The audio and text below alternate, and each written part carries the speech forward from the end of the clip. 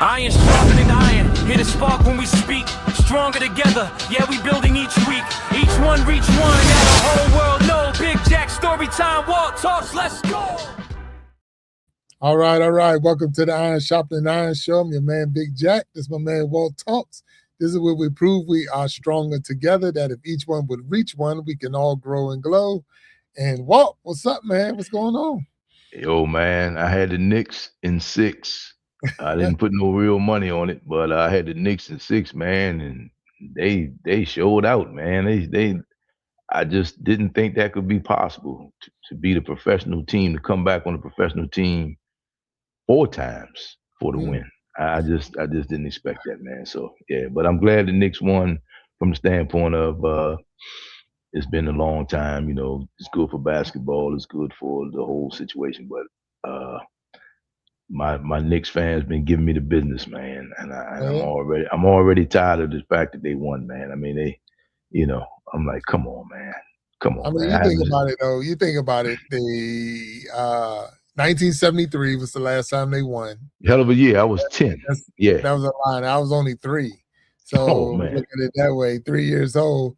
And then the fact that there has been 8 different champions in the last 8 years. So that says a lot about the NBA. You know, the NBA has changed. And then for those who are coming in, this is the Iron Sharpening Iron Show. And we were just talking about the NBA finals that ended yesterday.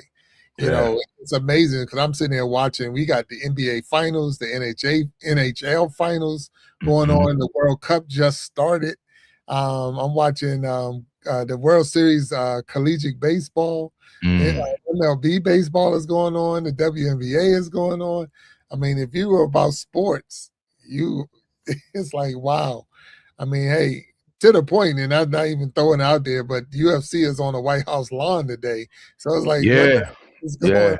But if you're about sports, you know, you say you couldn't find anything to watch, you just weren't looking. So but we know we're gonna focus on Father's Day this whole month, and so it's Father's Day month, and we're gonna celebrate the fathers out there. So every father out there, happy Father's Day to you, even if we're a little early because we're celebrating it all month long. And we got a wonderful guest on today. To help us get a little bit more better, or I'll say better understanding. He's as people would say, an OG. He's one of the OGs. Triple OG. He's a triple OG. Triple OG. Yeah. And if nothing else, in my family, he is, he's definitely our go-to person. You know what I'm saying? That's the more like sit in the seat and hold his ring out, and we say Godfather type thing. You know, that's how he rolls sometimes. But looking forward to having him up on the stage with us. So I don't even want to hold up.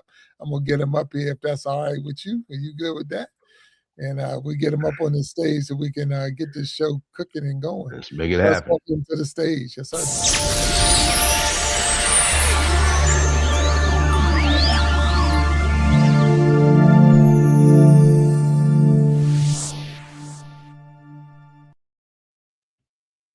All right. We got Frederick Jackson in the house. What's up, sir? Attention on deck. Triple OG. That sounds like I'm getting ready to step in my grave. Triple OG. Oh, man. Hey, you got to give credit where credit is due, sir. Got to give credit where credit is due, man. You earned your stripes.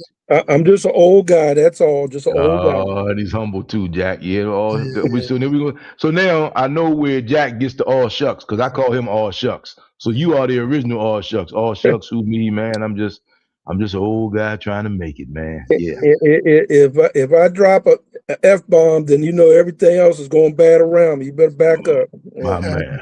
That's all it's about. Hey. Well, hey, Fred, thank you for being a guest on the show today. We want to welcome you to the Iron Sharpening Iron Show. Already see Miss Patty's out there, and then dropping a comment.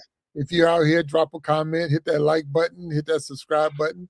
We are celebrating Father's Day all month long, and we're glad to have you here as a guest.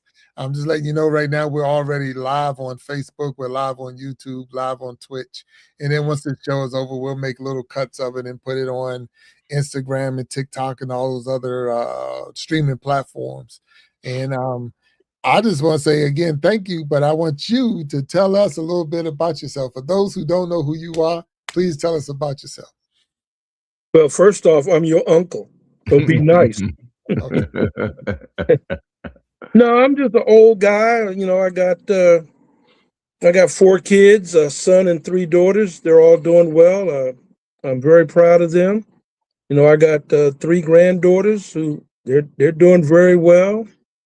I'm retired from Baltimore Gas and Electric, and a college graduate from Bowie State University.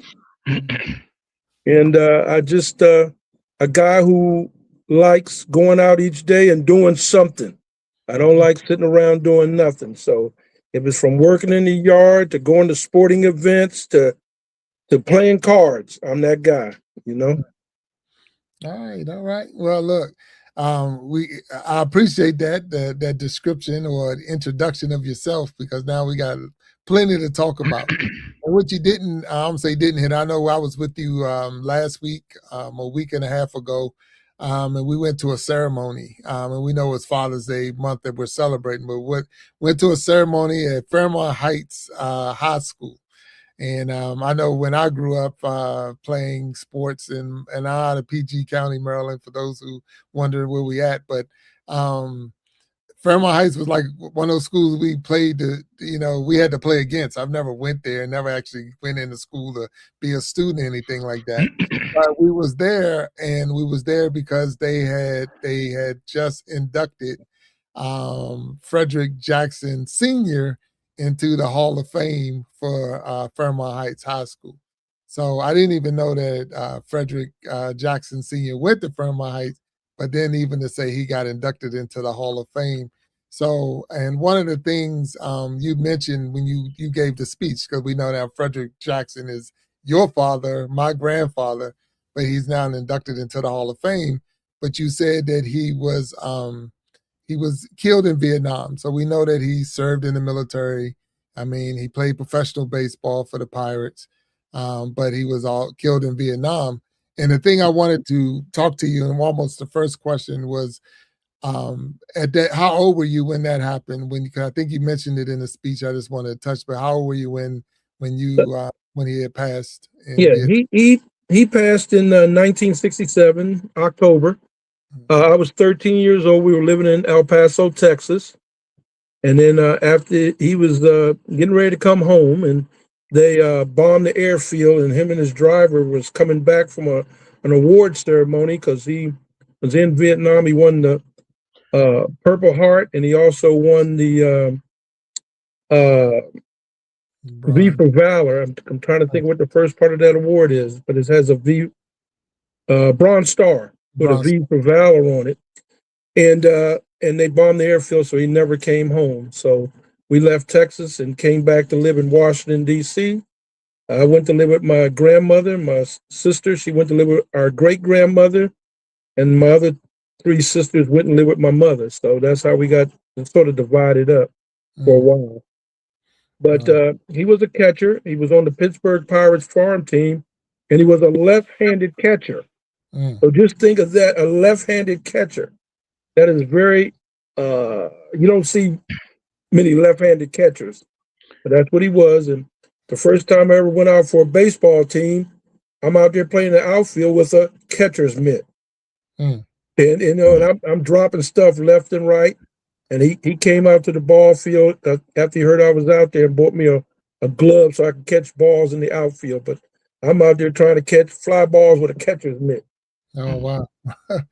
Wow, yeah, I guess you can if you can just get up to it, but it's a whole lot easier with an extra regular glove on. Yeah. So I guess my question is, when I'm looking at it, so at a young age, so 13 years old, you finding yourself becoming like almost like the man of the house. So what was that like for you, or that experience like for you at such a young age? Well, at 13, it was kind of tough. I was, like I said, I was living with my grandmother, and I didn't come out to Maryland until I was in 9th grade, and I went to Thomas Pullen on Bright Seed Road to finish out 9th grade and graduated from there and went to Central. But I lived in the house with my mother and 4 sisters, and there was a lot of females up in there. That's all I can tell you. And so I spent a lot of time out in the street. I didn't need to be home. And so I hung around different places, but I played sports. I played football, wrestled, baseball, ran a little track. So I was always out of the house. And I had a paper route. Every morning, 6 o'clock, I'm out there delivering papers before I went to school, you know? So I kept busy, but no, I never felt like I was the man of the house. I always felt like I was somebody that had to do certain things around there at the house. But my sisters will tell you, let them not be doing the right things. They would have thought I was the man of the house. Right. So it was just interesting. My youngest sister, even to this day, she gets funny and she likes to call me daddy. But she says I'm the only father she really knew because my father died at such a young age. Right. Yeah, and I mean that's I think we're talking about sometimes without being the biological father for someone or whatever, you still had that father role or that man figure that they could turn to and say, hey, this is what's going on, or da da da, and having somebody be able to stand up for them or even point them in the right direction. So, and then we're talking about in the early 60s or the late 60s and the early 70s. So, it was tough just being African American during that time in the United States in Washington D.C. area, and I'm not even sure of Texas because I've never lived out there to know, but I can only imagine what that was like because now you have a single mother with four, 5 kids, and so you're like a great statistic. You're not supposed to make it if based off of what people said. So is that something that motivated you or gave you that extra drive? Or well, I would say this about my mother and father. They wasn't big sticklers for going to school, but my father was also a guy, you ain't gonna play in school. So if you ever got the teacher call home and the principal called or something and say you acting up in school, he'd be standing out there on the sidewalk when school got over, and he would walk you home and explain how that wasn't going to happen anymore. So, but they didn't take for us to go and play in school. But and my mother, I have to give her all kinds of credit because after my father passed, my mother didn't know how to drive a car. She had to go learn how to drive a car. She never knew how to balance checkbooks and all. She had to do that. But she also had been a stay-at-home mom. So she had to go to school and become a nurse and learn how to be a nurse. And she did a very good job at that. So she worked hard at changing her life to support her 5 kids. Wow. So I'll give her all that credit. But at the end of the day, when you say about me, I just hung with the right people, I have to say. Now, we wasn't angels, but we wasn't hell raisers either. And to this day right now, that's 9th grade, there's still 5 of us, we still hang out together. So birds of a feather flock together, I guess. But we still hang out now, and I'm 73 years old. So they're all 73 years old also, but they all doing very well in what they do. Wow, that's awesome, man. I mean, really, it's inspiring to hear it, because I know I might say my closest friends are people that I went to high school with, or they bullied me at the rec center or whatever. But this guy, but at man, the same time, but no, all jokes aside. But no, those are the ones that and that hanging with the right crowds, like you say, the birds of a feather. That's real, and that is real. So it's good that you found I'll say the right crowd, because it's like right on the other side of the street could have been the wrong crowd. Yeah. And this story would have been totally different, and we'll be talking about you holding your poster up saying you won it or something like that. So that's how easy it is, for sure. You think at the time of when I came through in life, the whole neighborhood raised you. I was about to say, yeah. So you can act a fool all you want, but the neighbor going to come out there and straighten your tail out. Things are a lot different nowadays. People don't want you talking to their kids and this and that and that and this. But nope. So the people I hung with, their parents would also govern how you was going to act when you was over their house and in their street and so forth. No, that is true. So of course, I'm your nephew, and I'm some years behind, but I do remember, if I went around the corner, my grandmother, your mother, would get a phone call saying I'm around there, and they were saying, not that I was doing anything wrong, but it was just saying, hey, he's over here. So we're talking, all up and down West Mill Avenue, Pepper Street, Pepper Mill, all of those different streets. If I was anywhere, they would call. So they knew each other's number. They knew where you lived. They knew who your parents were. So yeah, we did the right thing. And I think it's in the chat. I want to check in the comments. They were saying, Patty said, I think our whole world craves that kind of childhood. Yeah. Whether they admit it or not, no phones, no internet, we were blessed. And it was That's a fact. Because we had phones. They just wasn't cell phones. They weren't strapped to our hips. Nobody was recording everything that we're doing, even the knucklehead stuff they're doing. They recorded. But you could always find your friends. Isn't that something? Oh, yeah. I don't care where we were. If we were on the other side of the town, of the neighborhood, playing in the creek, they knew where to find us. We could always find your friends, man. Yeah. So now, kids sit next to each other and they text each other sitting in the same car next to each other. So look. When we were growing up, if you were made to stay in the house, that was a punishment. Oh my God! Yeah. Now, man. if you're made to go outside, it's a punishment. Yeah. Hey Fred, to your point, man. There was a lady in my neighborhood that as a kid, you ear hustle, and this lady had no kids, and she wasn't married, and she had some. I'm sure she had some mental health issues going on, and one day, man, the kids were out there throwing crab apples at cars. I'll never forget this, and I wasn't with them, but if they'd given me like another 10 minutes, I would have been there, but I wasn't with them at that moment. And she told my mother that she saw me with the kids. And I don't know what happened to me or what I was thinking, but I said, I wasn't there, Mom. She is, the last thing I remember is I was getting ready to say she's lying, but I remember getting she is out my mouth. And next thing you know, man, I'm on the ground. I mean, I'm looking up at the sky. And my mother, God bless the dead, always tell her, by today's standards, she ought to just be coming home from the penitentiary, man, because, hey, man, and I'll tell you, I deserved everything she gave me, and I'm a better man for it, man. So, yeah, that was a different time in my generation, and Jack, then you behind me. And after that, man, it kind of got twisted, in my opinion. Unfortunately, our generation raised those kids. And we got to take responsibility for that, man. So when it started changing, so how do you deal with that, sir? Well, as you was talking, I was thinking of some situations that come around, and you take my mother. When we were talking earlier about being the man of the house, I remember one night she was going out partying, and I told her, "You ain't going out nowhere tonight." And she told me, "Yes, I am." So she went out there and got in the car.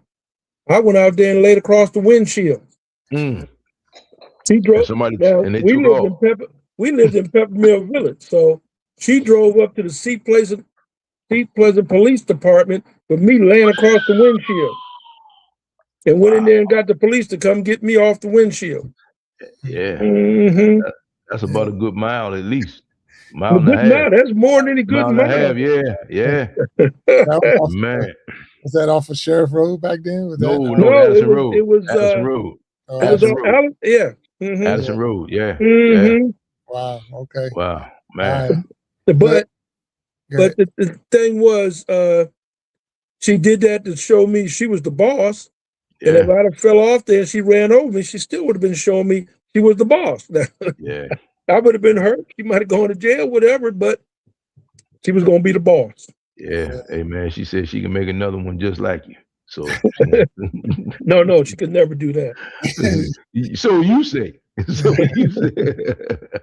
All right. So, Fred, you said you went to, of course, you talked about your middle school or junior high school. You went to and then high school at Central, and then you went on and play college, where you went to college at Bowie State University.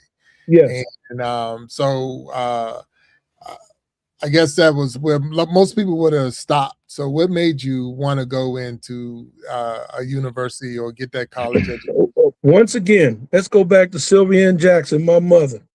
When I graduated from high school, only thoughts I had in my mind was get a job. And she came home one day from work and she says, okay, you got to start paying rent. Rent for what? For that room you got downstairs. What? Oh, and you got to pay for this. You got what? What? She says, or I didn't send paperwork to Bowie State. It was Bowie State College at that time. Yeah. And you've been accepted. So you got a choice. You can go down there or you can start paying bills here. So, but also because our father was killed in the war, we were getting some benefit from the government. It was like $220 a month or something. You know, it wasn't a lot. But back then, $220 a month was a nice little piece of change. And so each one of us, all 5 kids, was getting their own $220. So I could go to college, study, and get a check for $220. I said, let me go on down here to college. They were just starting a football team. And it was the first year for the football team. So I went down there and I played football, and that's how I got started in college. And it made me go do something different. But if I'd been in high school, you could have never made me believe I was going to go to college. But once I got to college, I really enjoyed it. I thought college was actually easier than high school because sometimes in high school it can get a little boring. But in college, if you don't go to class, they don't care. They got your money. You want to turn in an assignment? They don't care. They got your money. You know, so it was a lot of changes you have to make in yourself to move forward. So once I got there, I was definitely on my own, so to speak, and had to start making decisions for myself. So Bowie State College at the time, I remember that was up in the sticks. By it being the HBCU, there still was a level of accountability that you had to that you expected that came your way. I mean, they weren't just going to let you just go willy-nilly and just do your own thing for so long. Am I right or wrong? I mean, let me just tell you, when you went there, it was like having another family. There you and there go. was a gentleman there named Charles Guilford. Dean Charles Guilford took me under his wing. And to this day, we still meet and have lunch a couple times a year. We call and chit chat with each other. And I actually lovingly call him Dad because he took me under his wing and he guided me through college. You know, he hooked me up with a job at college. He hooked me up with some other things because my mother couldn't afford it. And actually, when I went to college, I didn't have a room, even though I was playing on the football team. They didn't have no full ride scholarships at a historically black college, small school like that.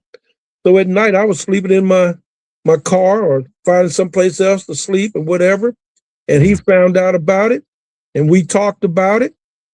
And he said, go see these people. And they gave me a job on campus. And with that job came room and board. There you go. So and I wasn't the only one he helped. He helped a lot of young black men make it through college. Yeah. So is that what drove you to be the man that you are today? I mean, as far as the way you help people? I just think I'm a regular guy. But for helping people, I think that's always been in my nature, so to speak. But when I was at Baltimore, I finally moved to North Carolina, and I went around looking for a job. And everywhere I went, I heard overqualified. But I went to the electric company because my buddy's uncle or his grandfather worked there as the janitor.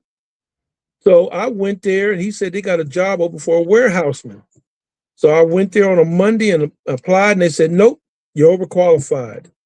But I just felt good being there. I went back on Tuesday, same job interview. They said, no, we told you yesterday you're overqualified. Went back Wednesday and Thursday, same answer, you're overqualified. Went back on a Friday, and I told them, I said, let's make a deal. You hire me, and I give you my word I will stay for 1 year. And they said, okay, let's go with that. And that's how I got into the electric side of the business. I was the warehouseman. But I used to see the guys out there climbing the poles and doing the work, and they were making a real good money. So one of the guys there, I said, I'd like to go out there. So after work, they would teach me how to climb poles. So then I went to the boss and I said, hey, I'd like to go outside now and be a lineman. He said, no, we got an agreement that you're going to be the warehouseman for a year. I said, you're right. I had a buddy that lived here in Maryland. He was out of work, but he did warehouse work. I called him up. He came on down North Carolina. We went to see the man. They interviewed him. And a week later, they hired him to be the warehouseman. I got to go outside and be a lineman. My man. Now, this company served 5 counties. I was the only black lineman they had. Wow.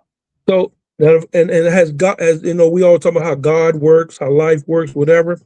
The guy that went down and took my place as the warehouseman, his mother was a maid here in Baltimore. And she worked for one of the big shots at Baltimore Gas and Electric. And he had told her that, hey, we're going to be hiring some people. Do you know any people? So she called her son in North Carolina, right? We both came up here and interviewed for the job, and we got the job as linemen. And so we became linemen at Baltimore Gas and Electric. And I got to give a shout out to my sister Sharon if she's listening, because I didn't have the money to come, and she paid my airfare for me to come up here and go back, because I wanted to come up and do the interview and all, so that, but I didn't want the company I was working for to know I might be leaving them. And I get up here and they had one of the biggest snowstorms in the history of Maryland. So I was a couple of days late getting back to North Carolina. But my sister Sharon helped me get started at Baltimore Gas and Electric by paying my airfare here and back. Wow. Yeah. So for our listeners, because, and I say this with all due respect, it takes a certain type of person, I'm not going to say crazy, to deal with electricity. Explain to our listeners what a lineman does. All right. When you see a pole out in your front yard, a lot of people talk about, oh, that's a telephone pole. Well, let me just tell you, the top of that pole ranges anywhere from, for us as linemen, range anywhere from 13,000 volts to 33,000 volts on that pole. Now, a lot of times you're working on that pole. The wires up there are still energized because there's still stuff below there that you're working on. Now, if you ever have to get up to the very top of the pole, some cases, we're always going to de-energize the 33.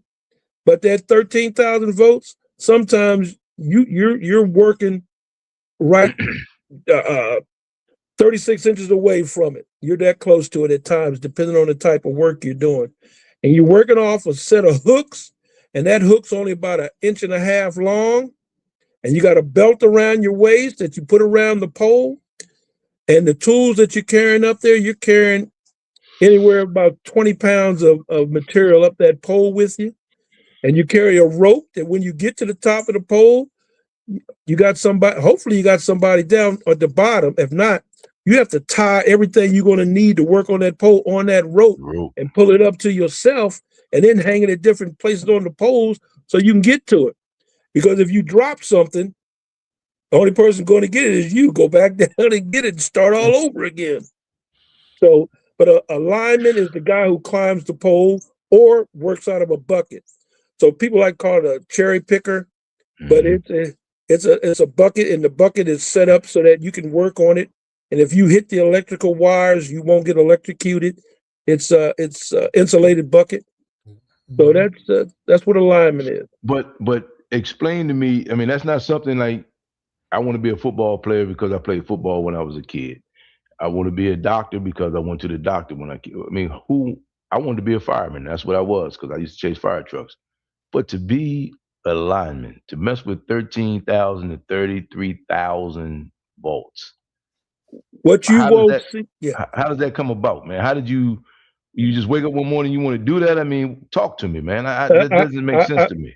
Because let me just tell you, a lineman make money. A lineman make money. Now, if you want to climb that pole, you're going to make the money.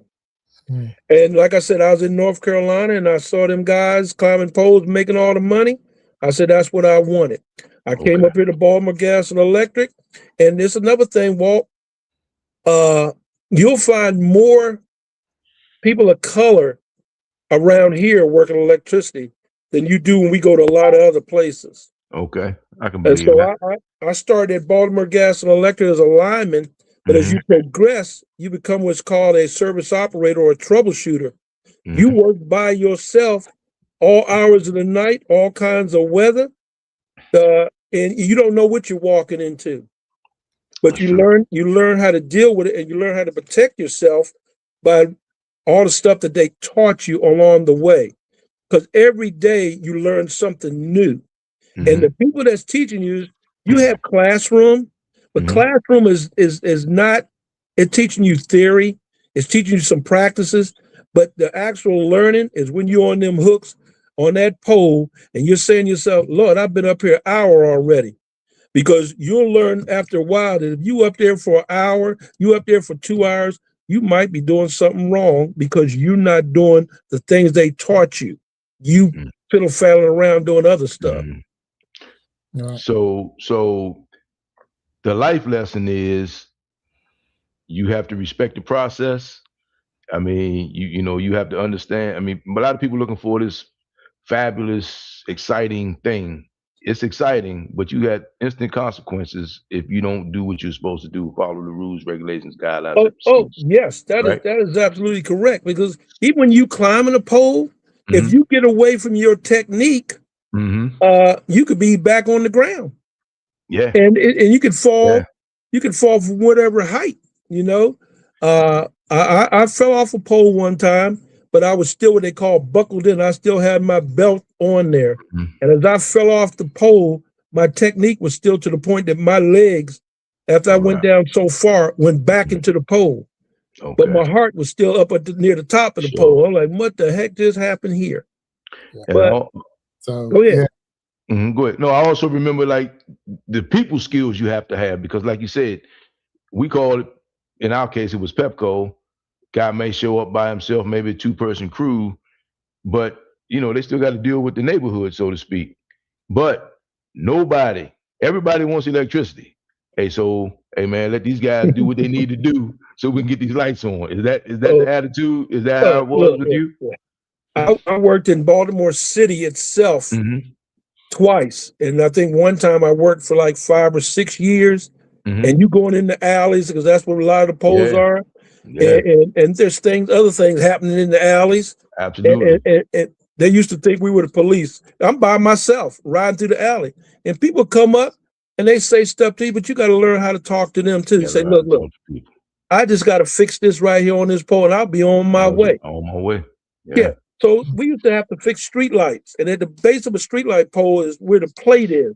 But in that plate is all kinds of other things. That might be where they got the little hideout stuff.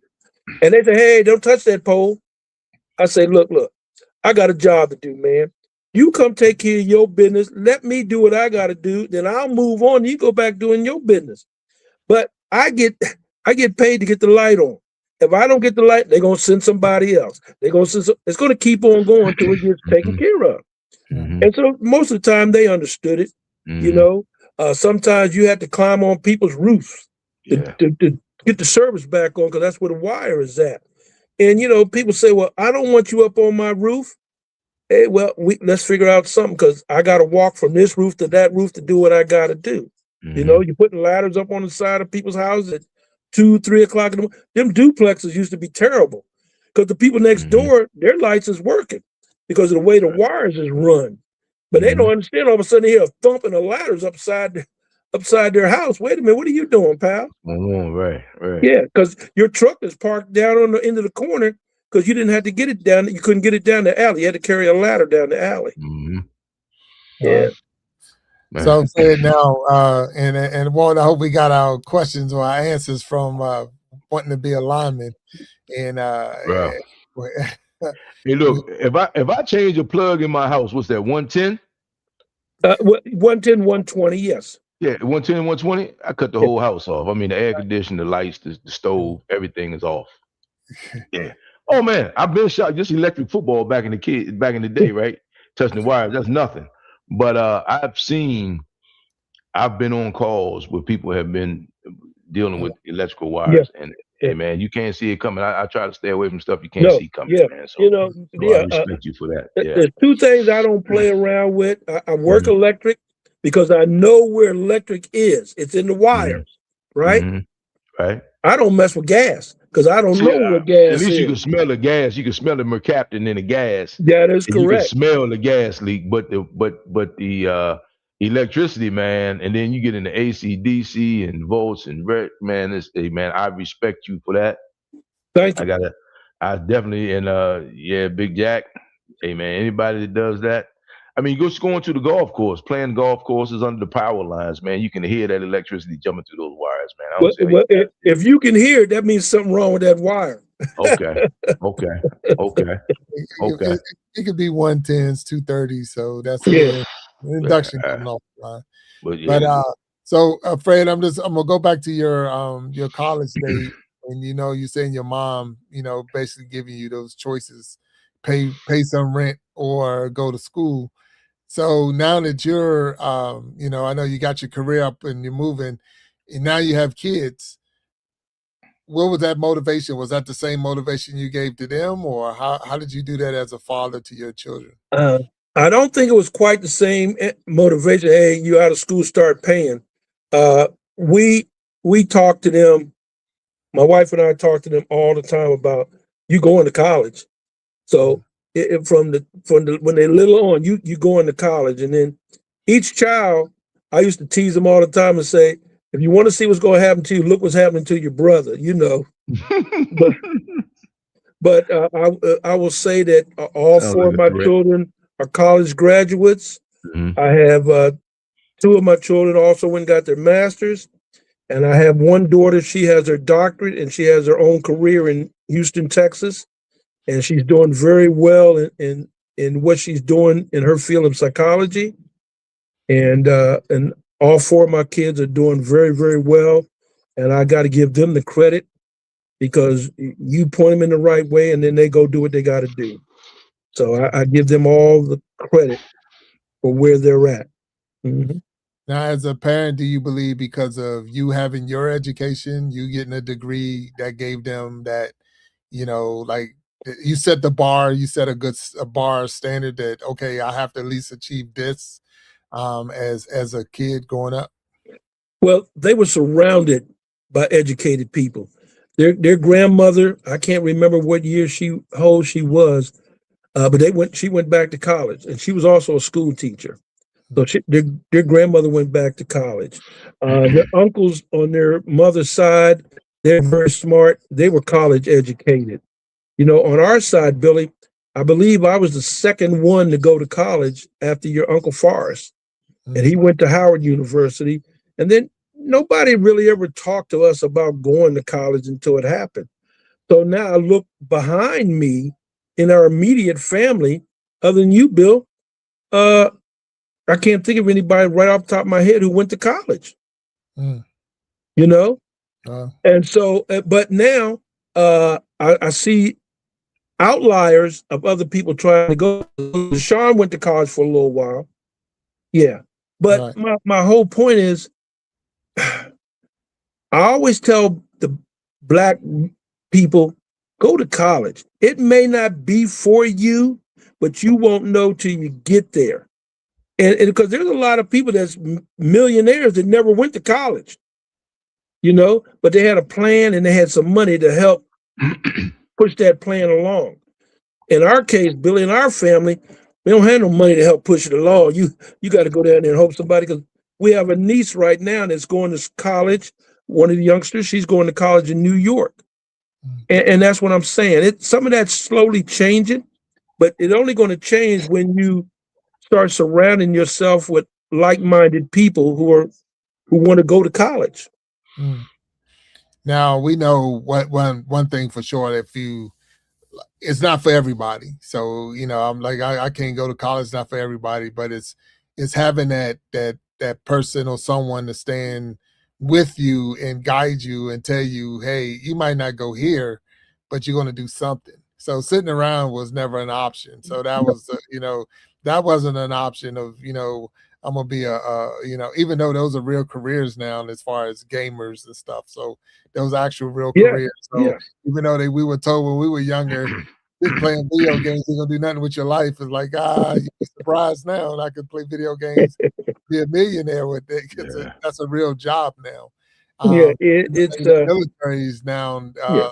If you can fly a drone, you one of the top soldiers in the military, because it's all about being able to guide the drones and stuff like that.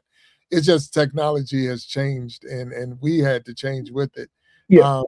But we know we're celebrating the fathers and giving, so having a success story like you just said, where you're saying all your kids are educated and professionals in their fields, that says a lot about you as a parent. And like you said, you gave all credit to them because they had to do the work. But sometimes it's just having someone point you in the right direction, and it don't, like I say, it don't mean you had to go to school, but the right direction, having someone to talk to, someone to kick you in the pants sometimes when you needed that little kick, or even like you mentioned, Sharon Jackson giving you just the money you needed to get up here for an interview and get back.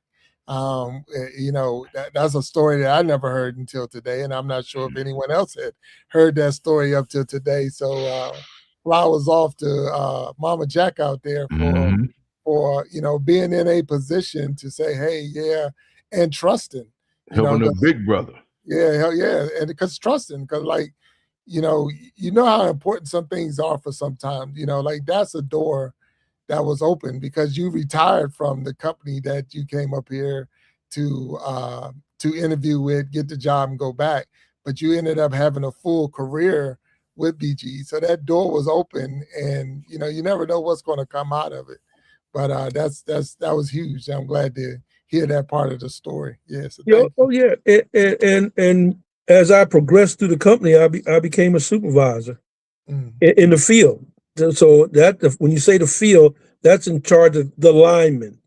And I was the first African American, Black, whatever title you want to give me, field supervisor in the history of Baltimore Gas and Electric.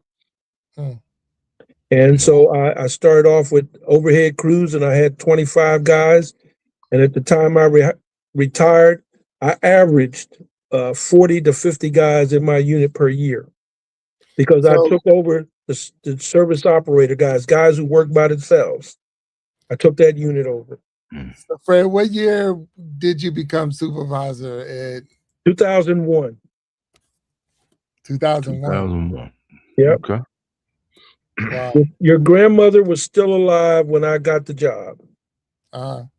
Yeah. Wow.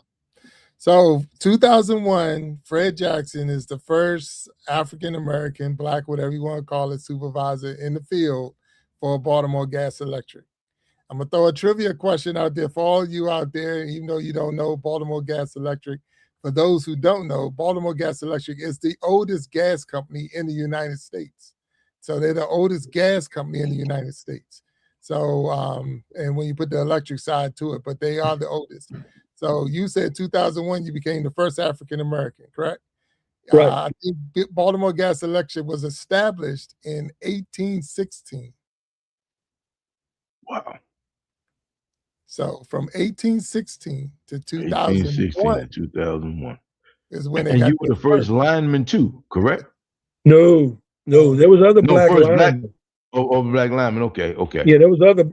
No, that was the company in North Carolina. I was the first Black lineman. Okay, Black lineman. Got you. Okay, I conflated the two. Sorry about that. Yeah. So let me ask you this. So one of my favorite quotes is by he's deceased now, Dr. Carl Holmes, who was the fire chief in Oklahoma. And this quote was, "All that I am, I owe. I live eternally in the red." So what did you do, Fred Jackson, along your way to bring other people along? Because you just seem like the type of guy that's going to be like, grab my coat and let's go. Wow. One of the things, Walter, may seem weird in this day and age, I don't cuss. Okay. I don't cuss. So I encourage all the young men around me to use your vocabulary. Use your words. Okay. Yeah. And so at work, I used to have a cuss jar. And the only free words you could say was hell and damn. Okay. Anything else cost you a quarter. You had to drop a quarter in the jar. In your office. Yeah. And so what happens is, if I said a cuss word, mine was automatically $1. And so I used to say, what's that kid's term? I don't know. You know that long word kids used to say, dubaflagi, something like that. I can't remember what the word is, but every once in a while I would say that, and they said, Miss Jackson, I don't know what that word is, but I think it's a cuss word. I just had to put $1 in the jar anyway and keep on going. But sometimes they would play with me and they would come up there and say, they drop $5 on the desk and they just start cussing up a storm. And I'm counting it off. And then they get up to like, $250. And then they say, let me have my change back, Mr. Jackson. I say, no, you might as well finish out the rest of this $5. We start all over again tomorrow. And I put it in there. And so what happens is at the end of the year, we used to buy Christmas tree angels. So, and we usually average about $500 a year in this jar. Wow. A lot of and we'd split it up and buy Christmas tree angels at the end of the year. So it was all in good fun and all. But like I used to tell them, this is a place of business. And he had a couple of them say, no, this is a warehouse. No, this is a place of business. Conduct yourself accordingly. Right. But I will tell you, Walt, one time I had to drop $1 in there for real. Oh man. Because this guy and I, we was going back and forth at each other. Talking about what he needed to do something. He talking about, and somebody from the side said something to me, and I dropped the F-bomb. You dropped the F-bomb on me. Okay. So now everybody's like, whoa. It was like E.F. Hutton in there. It got so quiet, and I looked around the room and I left. I got in my vehicle and I drove up to what's called the training center, Arlington Training Center. And I parked the vehicle and I'm getting out. As I'm getting out, people at the school, it's usually got 100 people up there. They walking down towards me, talking about, Miss Jackson, you okay? What are y'all talking about? Just that quick phone calls have been made, man. Fred dropped the F-bomb down here at Front Street. It's on the wire, Jack. It's on the wire. We got a problem. We got action. Yeah, stay away from this man. Somebody crossed the line bad if they got him. Man. Yeah. And the guy that said something for the side and I dropped the F-bomb, I had to go and I went and I apologized to him. And we good friends. He's retired. We still, when he's in the area, he stops and say, Mr. Jack, what do you want from the bakery? And he stops by. But the guy who I was fussing with going back that evening, I'm sitting at my desk and he comes sit down at the desk next. He said, Miss Jackson, are you okay? He said, I've been thinking about this all day. He said, you dropped the F-bomb out there. I didn't know what to do. Yeah. You know? Wow, man. Wow. That's go ahead. Go ahead. No, go ahead, Jack. Go ahead. Now I was just saying it's cool to have you on here because the thing is, we know we say Father's Day and we're looking at Father's Day like your own kids. But when you start thinking of all the different people you have led and guided and gave advice to and pointed in the right direction, or been that big brother, that uncle, that father figure, it's amazing because the thing is, I guess, and I know Walt talked about that, was it your counselor that gave you that motivation to do that, or was it just inside you? But I guess it's a combination of what people have done for you. Now you're doing it for other people. Is that how you just look at it as paying it forward in that sense? Well, you know what they say all the time? People are watching what you do. And I'm going to use you as an example. I was working at Baltimore Gas and Electric, minding my business, and I looked up one day and he's standing in my doorway of my office. I said, where you come from? How you get in this building? He says, I'm an employee now. An employee? I never knew he ever applied for Baltimore Gas and Electric. Right? That's the way he is, man. That's that guy. Yeah. That's Big Jack. You know, hey man, he's not going to say anything. He's not going to tell you what's happening, what's going to happen. He'll make the announcement once it happens. That's just the way he operates. He ran into a couple of minor difficulties when he started. That it had nothing to do with his ability to work. It had something to do with where he was living. And they tried to say, well, he lived too far. And I had to go and talk to the leadership. I said, that's his problem, not your problem. He got to figure out how to get to work on time and so forth. Not you guys. Yeah. And you know what? And they backed up off him. But as I went and told him, hey, it's out there now. because you was living in West Virginia at that time, right? I was living 90 miles away from the job. Yes. 90 miles. And every day And you they were getting up and going they to were work. saying he lived too far. But see, Walt, one thing I learned is the man of color in charge of some people, you got to keep receipts. Got to So, keep receipts, bro. so I said, That's right. well, so and so lives here, and so lives Right. there. But Right. that's 90 miles. That's 100 miles. They backed off of him. Yeah. And the man that he is now, he did it for himself, and he's moved up the ranks. He's actually at a higher rank now than I ever was. Oh, wow. Okay. Oh yeah, but the Okay. funny thing is, I have a second nephew also works at BG&E, and they both do the same job. Mm. And look, Walt, they tease me. The other guys always, Miss Jackson, how you pull that one off? Because when Billy bounced into with his other job, wasn't it?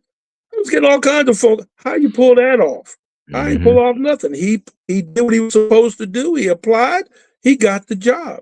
Yeah. But so once again, I didn't encourage Billy to do what he's doing today. He saw what I was doing, I guess. He also heard that there was good money there because to be a lineman, you don't have to have a college degree. All you have to do is be willing to come to work every day. They will teach you what you need to know. They will even give you the clothes to wear and a stipend for the boots you got to wear. Right. But all you got to do is come to work every day. Hey, man, that's no easy feat in today's time. Let me ask you this, though. You know, I met Jack when he was like 8. I was, what, 12, 14, Jack? Yeah. So I guess y'all just gave up. I mean, he bullied me when I was a kid, and he was younger than me. So I guess y'all just gave up on the background checks and all that stuff, or they just don't go back to the childhood? Or how does that go, man? They go back to high school, so he wasn't in high okay, school yet. so he was safe. Okay, he was safe. All right. But I mean, I they just wish do they'd go back call to me as high a school. reference. Because if they called me as a reference, man, I would just have to tell the truth, man. I mean, good man, but he bullied me on the pool table, man. Yeah. Got his father on me and all that good stuff. My main But man. you know, I like I said, I walk the halls, I walk the buildings, I could be in the Mhm. field or whatever, but I don't even almost like have a name. I mean, I'm just gonna be Oh, yeah, straight up you because his nephew. you know, Yeah. you Fred Jackson's nephew or whatever, and I'm like, yeah. Fred Jackson's your uncle, and because he has so many nephews running around, they have to ask me, is I'm a real nephew or Oh, wow. Yeah. yeah, that's my mother's brother. Yeah, that's a Yeah. real Yeah. because Look, they, you know, they still question that. I always loved the story that Billy told me about. He got a job and he had to go into the manager's office that he was going to go work for. And he in there talking to the managers. He's being nosy, looking around. He said, I know that guy over there. My picture's up on the wall in the manager's office. Wow. I was totally different department because that same guy that he was working for used to work for me. Wow, man. Yeah. Hey, man, I tell you, you know, that's a heck of a thing. And I know you just doing what you do, and you know, but I guess one of the most satisfying things is to see not that you were the supervisor, but how many supervisors, how many leaders, how many careers have you helped? That's a heck of a feeling, man. You can't put a dollar amount on that. I mean, that's got to be a heck of a feeling for you to go to some of these events and reach out to people and see that, you know, guys that you helped have exceeded your expectations and certainly your position. That's a beautiful thing, There man. is one of the when I retired at my retirement party, the CEO called me. The COO was at the retirement party. 4 or 5 managers was there. It was over 300 people at the retirement party that we had at a VFW. And this was on day before Mother's Day. But at 11 o'clock in the morning, they was at my retirement party. Man. So, Sorry. but let me just tell you though, Walt, I've made many mistakes in my life. So ain't no way of being. I'm not no goody goody. I've made mistakes. Hopefully, I've learned from some of my mistakes. If there's some things that I could go back in life and do over, I'd gladly would love to go back and be able to do those over again. But all I can say that my kids, my nieces and nephews, and my friends, that if I did anything that hurt your feelings, it was never on purpose. If I did some stuff you disliked about the way I was going through things, that was the way I was looking at it at that time. But not once did I try to do anything to you with evil intent. So when you talk about making mistakes to this younger generation, is it owning up to the mistake and moving forward? Is it as simple as that, or am I oversimplifying it? I mean, because right now it's like everybody points fingers and spreads blame, but nobody wants to be accountable for their own situation. So help me out. Well, Billy likes telling this story. When I would go out at night, you had to go and watch your crews and all working on the streets. And I came in one night and one of my guys, he was doing some unsafe stuff, right? And so he had his truck in the alley, engine running, lights on. He's nowhere to be found. So anybody could have hopped in that truck and drove off with it, I pull up and I'm in such a hurry to take some pictures of this because I know it's going to be, no, that didn't happen. So I hop out my vehicle and I'm taking pictures, and he finally comes back. He said, "Oh, you got me now, Mr. Jackson." I said, "No, it ain't about getting you. It's about, let's do the right things, because if you do something wrong, that means I'm doing something wrong." So as we're talking, he said, "Mr. Jackson, that's your truck over there with the door open, the lights on, the engine running?" I looked around and said, "Oh, yeah." So he tells me, he says, "Don't worry, Mr. Jackson, I'm not going to tell nobody." I said, "You don't have to worry about it. I'm going to tell everybody." So I had to write him up for what he did. And then I wrote myself up for what I did. And then I had to turn it in. And my boss just fell on the floor laughing. He said, "You wrote yourself up?"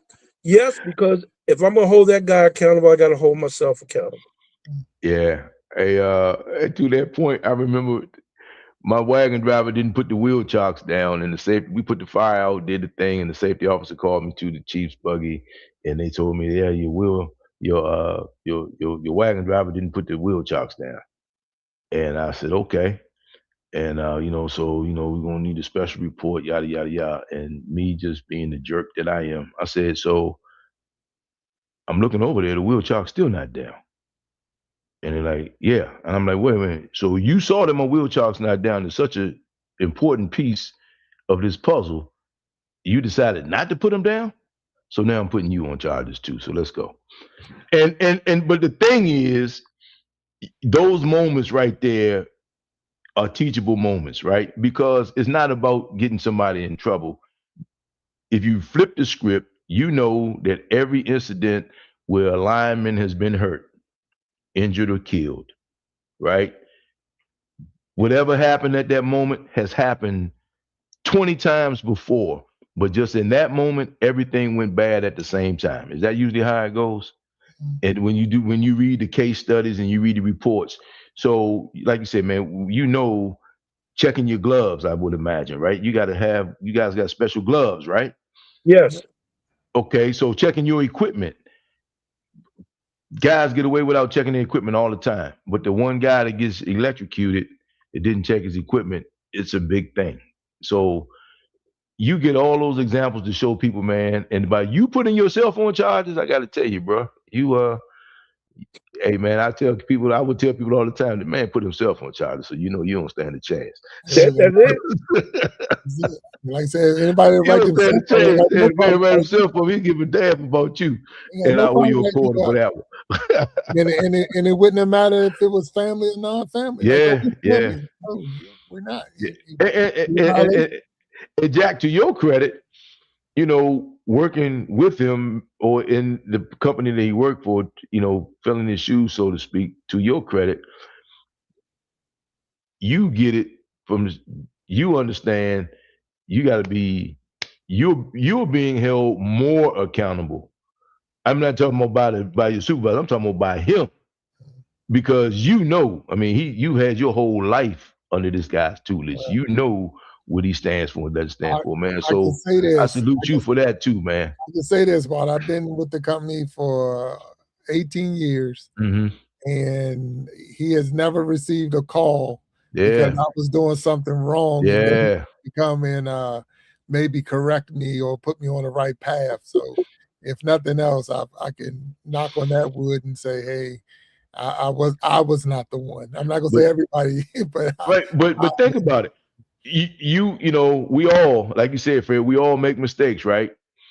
But man, like, even if you get down to the point where you get close to doing something stupid or out of line, man, the last person you want to get a call from is this guy here. You know, like, I mean, it's less like that's a different type of pressure, man. The thing is, the funny part of that is, and we're at the end of the show. So the funny part of that, Walt, is you could do something and think that nobody's going to know. Oh, and they'll call him first before they on the street. Can you believe? Yeah. Like, and he's retired. And he's still finding out more before we do. Man. But hey, Fred, I'm gonna ask you one more thing, and we're gonna close this show. And I thank you for being a guest on the show, and it's been an honor for sure, without a doubt.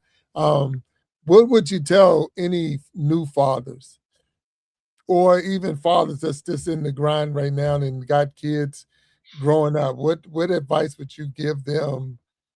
Things that you learned, lessons learned, is something that you can share to say, hey, you know, not so much if I could do it all again, but just a lesson that you've learned that you want to put out there to the people, the audience out there listening today.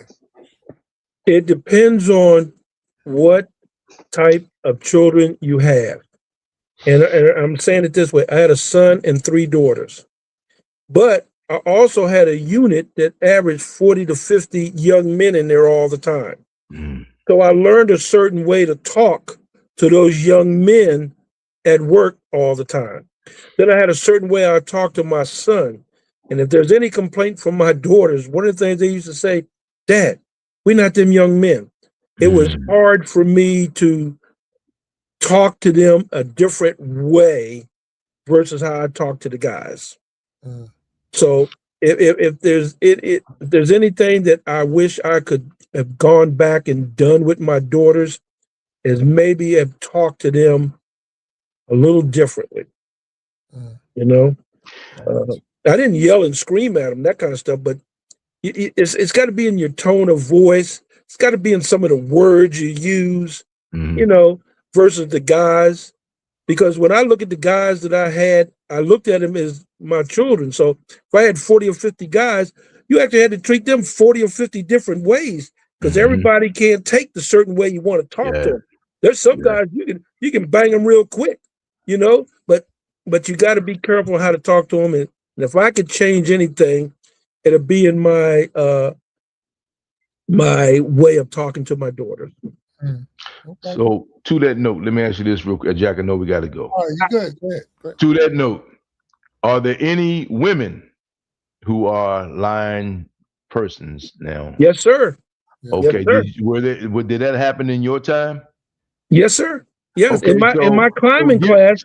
So give me that example. Give me that story right there if you can. Yeah. In my climbing class, there was 2 women in the climbing class. Okay. And one of the things about women, and it's not a knock versus men, to climb a pole, you got to have strong legs. Right. And so if you don't have strong legs, it's hard to climb a 40-foot pole and carrying that 20 pounds of gear up these poles. So the failure of a lot of the women when I was first there was getting used to that. But over time, they've hired more women, and they've been very good at the job that they do. Because they came in with a HR may have hired a different type of woman, is what I should probably say, that could climb the poles and also deal with the 20 pounds of equipment. Because everybody has to climb before you get into a cherry picker or the bucket truck. See, so you have to learn how to climb. And I will tell you, there's been some women who's very good at their job. Very good. That's what I need to hear. And the last question for me, Jack, and again, I got to ask him this. You say you would talk to your daughters a different way. Are any of your daughters married? And please give me the conversations on the son-in-laws when they come to talk to you. When they came to tell you or ask you for their hand in marriage or however that goes, man. Or any guy coming to pick your daughter up, Please explain that to me. And Jack is laughing, so I already got an idea how this is going to go. This is going to be a quick question. I have 3 daughters, and none of them married, and none of them have kids. Okay. But they all dated. One thing I will say about them, they are independent women, and they stand on business. I got to give that to them. I can imagine. They are pretty tough cookies. And I've met 2 of them, right, Jack? Or as guests on the show. As guests on the show, right? Okay, and I will tell you, they have very nice personalities. They are helping people. They go out here and they do the food banks and the feed the hungry and but you have but one chance to do them wrong and you off the list. Yeah, gotcha. They're very independent and strong women, and I'm very proud of them. Cool, man. I appreciate that. Ron Jackson says strong Jackson women. Strong Jackson women, yeah. I appreciate that. Hey, Fred, man, I've heard a lot about you over the years, and over the last year, I've had a chance to meet you, on some of the shows as guests, and it all starting to make sense now, man. After meeting you in person and having these conversations with you, it all makes sense, man. And I got to tell you, man, I've been a fan of the Jackson family for a long time. So, hey, bro, I salute you. Hey, man, whatever you decide to do in retirement, I know you're doing your thing. Like you said, you like to stay busy. I congratulate you on that. And hey, bro, you are cut from a different cloth. And when you look in today's times, you a guy that dealt with these things in your lifetime, and you just found a way to get it done, and I respect you for that. I mean, I will say this, Walt. I am loved by many of them Jackson women we sitting here talking about. I will say that. So thank you, my man. Yes, sir. All right. So we are definitely over time. So thank you, Fred, again for being a guest on the show. I know you made a comment while we was in here talking about a lot of people are watching you and you just don't know who's watching. So I know I've been having my eye on you for years. So I appreciate you being that person that I can look up to and even be, without you even saying a word, I know if I can follow in those steps, I will be okay. So I appreciate that. So that's how, because Walt, I'm like you. I like work for BG. Why do I want to play with lightning in a bottle? That's exactly how I used to say it.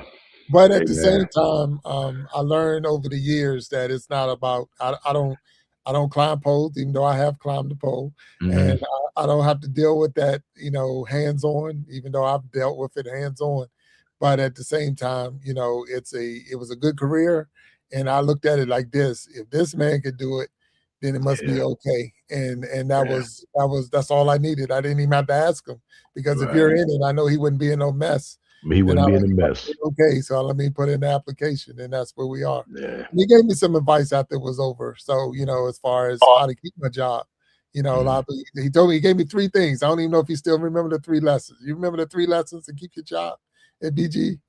I know one of them was come to work on time, don't steal, and don't lie. Okay, so then here it was. He said, don't steal, don't lie, and don't fight. And as long as you do those 3 things, you'll have your job forever. And I was like, I do that easy. I do that easy. I don't have to lie to them, and I ain't fighting nobody. Because if you got me at that point, you got to put some more than quarters in some jaw, because it's going to be on and popping in there. But anyway, hey, Fred, thank you again. Thank you, everybody who's been tuning in and watching us today on the Iron Sharpening Iron Show. We ask you to stay tuned all month long. We're talking to fathers. Father's Day, we celebrate it all month long. It's been a blessing. We talk to you later. And I'm going to just say peace. And we talk to you later again. Thank you. All right. Peace. All right. Give me 1 second, fellas. All right.